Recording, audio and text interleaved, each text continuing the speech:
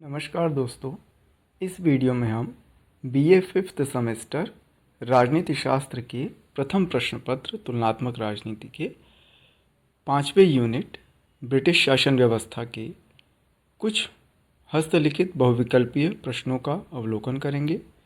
यह अवलोकन आगामी परीक्षा में शामिल होने वाले परीक्षार्थियों के लिए अति उपयोगी होगा, अतः इस वीडियो को पूरा अवश्य देखें।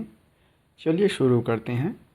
प्रश्न संख्या 1, ब्रिटिश संविधान किस प्रकार के संविधान का उदाहरण है? तो ब्रिटिश संविधान अलिखित संविधान का उदाहरण है।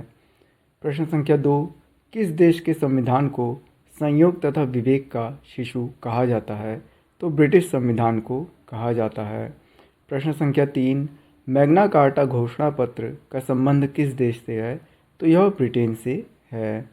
प्रश्न संख्या 4, ब्रिटेन में 1215 के अधिकार पत्र को किस नाम से जाना जाता है? तो यह मैग्ना कार्टा के नाम से जाना जाता है। प्रश्न संख्या 5, ब्रिटेन में संविधान जैसी कोई वस्तु नहीं है, यह कथन किसका है? तो यह कथन डी टाकविले महोदय का है। प्रश्न संख्या 6, ब्रिटिश संविधान को विवेक और संयोग की संतान किसके द्वारा कहा गया है? तो यह लिटन स्ट्रेची के द्वारा कहा गया है। प्रश्न संख्या 7, ब्रिटेन के लोगों द्वारा लोकतांत्रिक शासन व्यवस्था को कब अपनाया गया? तो यह 1688 ईस्वी की गौरवपूर्ण क्रांति के बाद 1689 ईस्वी में अपनाया गया। प्रश्न संख्या 8, गौरवपूर्ण रक्तहीन क्रांति कब घटित हुई? तो यह 1688 ईस्वी में घटित होती है। प्रश्न संख्या 9, राजा द्वारा शक्तियों का हस्तांतरण संसद को किस क्रांति के उपरांत किया गया? तो यह गौरवपूर्ण क्रांति के उपरांत किया गया। प्रश्न संख्या 10, संसद की संप्रभुता का संबंध किस देश की शासन व्यवस्था से है? तो यह ब्रिटेन की शासन व्यवस्था से है। प्रश्न संख्या 11, किस ब्रिटिश प्रधानमंत्री ने कहा था, हमारी वैधानिक पद्धति परंपराओं, प्रथाओं और अभिसमयों पर निर्भर है? तो यह एक्सविथ के द्वारा कहा गया था। प्रश्न संख्या 12, किसने कहा है कि अभिसमय ब्रिटिश संविधान के अलिखित सूत्र हैं? तो यह जे.एस. मिल के द्वारा कहा गया है। प्रश्न संख्या 13, विधि के शासन की अवधारणा किसके द्वारा दी गई है? तो यह अवधारणा ए.वी. डाइसी महोदय के द्वारा दी गई है। प्रश्न संख्या 14, ब्रिटेन में किस प्रकार की शासन व्यवस्था है? ब्रिटेन में संसदीय शासन व्यवस्था है। प्रश्न संख्या 15, ब्रिटेन में नाममात्र की कार्यपालिका कौन है? तो ब्रिटेन के सम्राट अथवा साम्राज्ञी वहाँ की नाममात्र की कार्यपालिका होते हैं।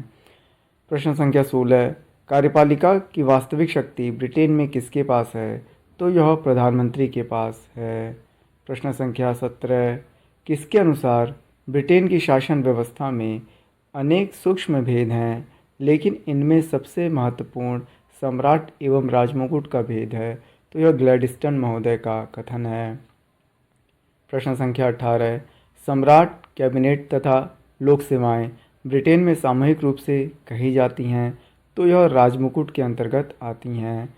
प्रश्न संख्या 19, किसका मानना है कि राजमुकुट शब्द सरकार की सब शक्तियों का मिश्रित रूप प्रकट करता है तथा कार्यपालिका का समानार्थक है? तो यह कथन बिड तथा फिलिप्स का है। प्रश्न संख्या 20, ब्रिटेन में राजप्रमुख का पद किस प्रकार प्राप्त होता है? तो यह आनुवांशिक आधार पर प्राप्त होता है। प्रश्न संख्या 21, किसने राजमुकुट को सुविधाजनक क्रियाशील उपकल्पना कहा है? यह सर सिडनी लो के द्वारा कहा गया है। प्रश्न संख्या 22, किसने ब्रिटिश सम्राट के संबंध में कहा, यह विशाल गगनचुंबी तथा वैभवपूर्ण अट्टालिका है जिसके अंदर राजनीतिक शक्ति का एक शून्य स्थान है? यह फाइनर महोदय का कथन है। प्रश्न संख्या 23, ब्रिटिश राजतंत्र के संबंध में किसने कहा, विश्व का कोई भी राजतंत्र हमारे राजतंत्र से ज़्यादा सुरक्षित या जनता द्वारा सम्मान प्राप्त नहीं है? तो यह कथन हार्बर्ट मॉरिसन महोदय का है। प्रश्न संख्या 24, किसने कहा है, राजतंत्र इंग्लैंड की अपनी संस्था है, बाहर से आयात करके लाई हुई संस्था नहीं? तो यह कथन आग महोदय का है। प्रश्न संख्या 25, ब्रिटिश शासन राजमुकुटधारी गणतंत्र है, यह किसका मानना है? तो यह आग महोदय का मानना है। प्रश्न संख्या 26, किसके अनुसार राजतंत्र क्रांतिकारी कल्पनाओं और चमत्कारी परिवर्तनों को रोकने में सहायक है? यह कथन बारकर महोदय का है। प्रश्न संख्या 27, संसदीय शासन को अन्य किस नाम से भी जाना जाता है? तो इसे हम मंत्रिमंडलात्मक शासन के नाम से भी जानते हैं। प्रश्न संख्या 28, यह किसका मानना है कि व्यक्तियों की यह महत्वपूर्ण संस्था जिसे हम मंत्रिमंडल कहते हैं एक अजीब सा अनौपचारिक समूह है? यह न्यूमैन का कथन है। प्रश्न संख्या 29, 1688 की गौरवपूर्ण क्रांति के बाद ब्रिटेन की राजगद्दी पर कौन बैठा? तो विलियम तथा उनकी पत्नी मैरी संयुक्त रूप से ब्रिटेन की राजगद्दी पर बैठते हैं। प्रश्न संख्या 30, 1688 के उपरांत ब्रिटेन के प्रथम प्रधानमंत्री कौन बने? तो वह रॉबर्ट वालपोल बने। प्रश्न संख्या 31, कार्यपालिका का व्यवस्थापिका के प्रति उत्तरदायित्व किस शासन प्रणाली की विशेषता है? तो यह संसदात्मक शासन प्रणाली की विशेषता है। प्रश्न संख्या 32, ब्रिटेन में किस पदधारी हेतु समकक्षों में प्रथम शब्दावली का प्रयोग किया जाता है? तो यह प्रधानमंत्री के लिए किया जाता है। प्रश्न संख्या 33, किसका विचार है कि ब्रिटिश प्रधानमंत्री अमेरिका के राष्ट्रपति से भी अधिक शक्ति संपन्न है? तो यह रैमजे मेयोर का मानना है। प्रश्न संख्या 34, प्रधानमंत्री वह धुरी है जिसके चारों ओर संपूर्ण शासन तंत्र परिक्रमा करता है। यह कथन किसका है? तो यह कथन लास्की महोदय का है। प्रश्न संख्या 35, प्रधानमंत्री मंत्रिमंडल रूपी मेहराब की आधारशिला है। यह किसके शब्द हैं? तो यह शब्द लॉर्ड मार्ले के हैं। प्रश्न संख्या 36, किसका मानना है कि संसार में शायद ही अन्य किसी व्यक्ति को उतने अधिकार प्राप्त हों जितने ब्रिटेन के प्रधानमंत्री को प्राप्त हैं? तो यह कथन आग महोदय का है। प्रश्न संख्या 37, किसने ब्रिटिश प्रधानमंत्री को समकक्षों में प्रथम कहा है? तो यह मार्ले महोदय के द्वारा कहा गया है। प्रश्न संख्या 38, ब्रिटिश मंत्रिमंडल को किसने राज्य रूपी जहाज का चालक चक्र माना है? यह रैमजे मेयोर के द्वारा माना गया है। प्रश्न संख्या 39, मंत्रिमंडल राजनीतिक मेहराब का मुख्य पत्थर है। तो यह लावेल का कहना है।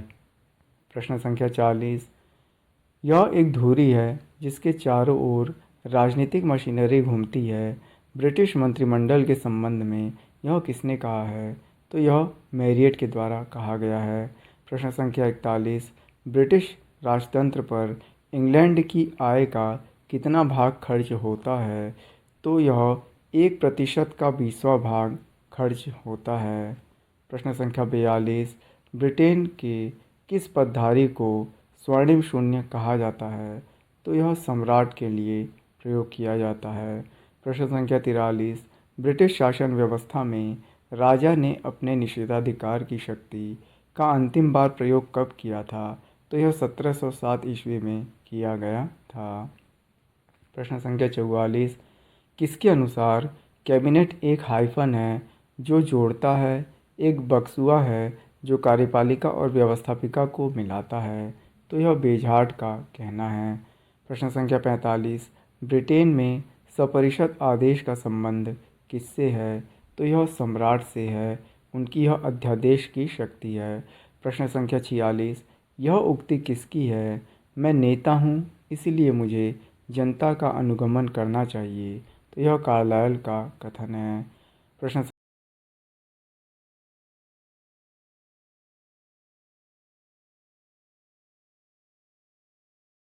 संख्या 48, किसने ब्रिटिश प्रधानमंत्री को सितारों के बीच चंद्रमा कहा है?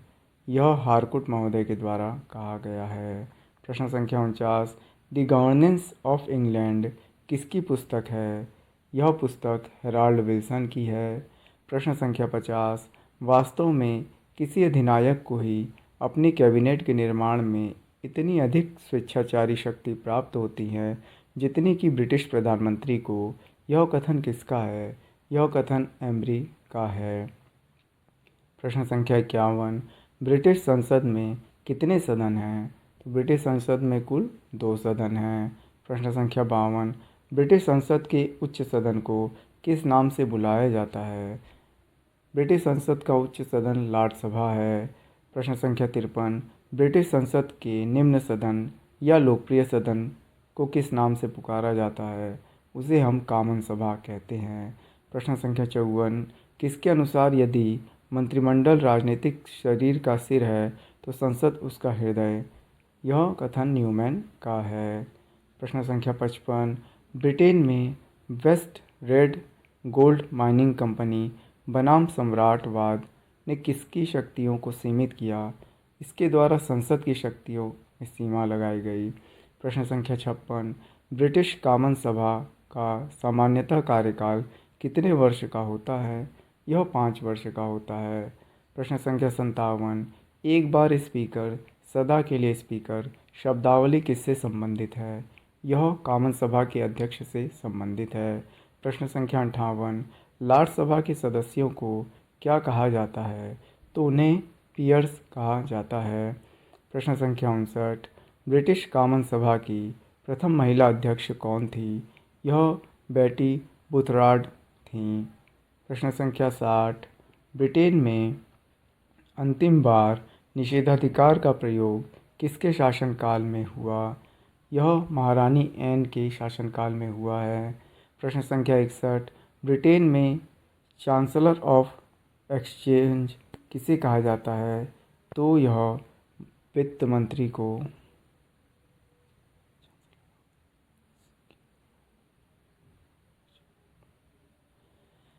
प्रश्न संख्या 61, ब्रिटेन में चांसलर ऑफ एक्सचेकर किसे कहा जाता है? यह वित्त मंत्री को कहा जाता है। प्रश्न संख्या 62, छाया मंत्रिमंडल जिसे शैडो कैबिनेट भी कहते हैं का निर्माण कौन करता है? तो यह विपक्षी दल के द्वारा किया जाता है।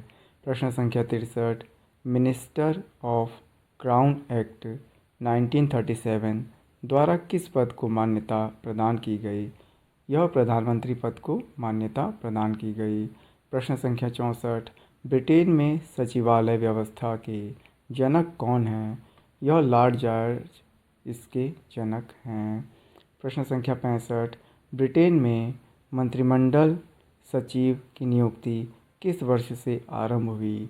1917 से यह आरंभ होती है।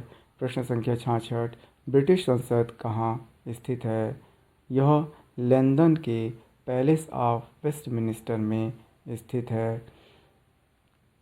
प्रश्न संख्या 67, संसद भवन का निरीक्षण करने वाले सैनिक दल को क्या कहा जाता है?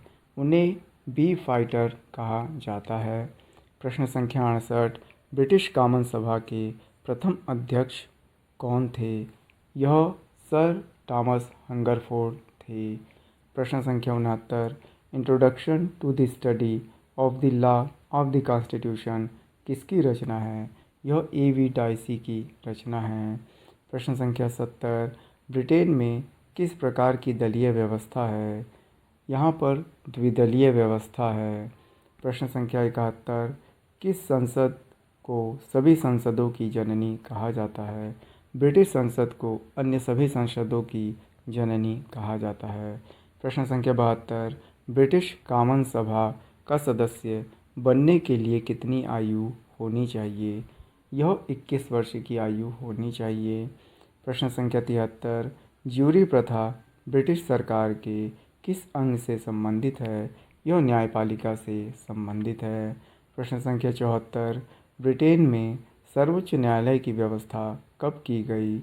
सर्वोच्च न्यायालय की व्यवस्था के लिए 2005 में अधिनियम लाया गया। प्रश्न संख्या 75, ब्रिटिश सर्वोच्च न्यायालय में कितने न्यायाधीश होते हैं? तो इसमें कुल 12 न्यायाधीश होते हैं। प्रश्न संख्या 76, ब्रिटेन में सर्वोच्च न्यायालय का विधिवत रूप से गठन कब हुआ? यह 1 अक्टूबर 2009 को होता है। प्रश्न संख्या 77, ब्रिटेन के प्रथम मुख्य न्यायाधीश कौन थे? यह निकोलस फिलिप्स थे। प्रश्न संख्या 78, ब्रिटिश सर्वोच्च न्यायालय के न्यायाधीशों का कार्यकाल किस आयु तक होता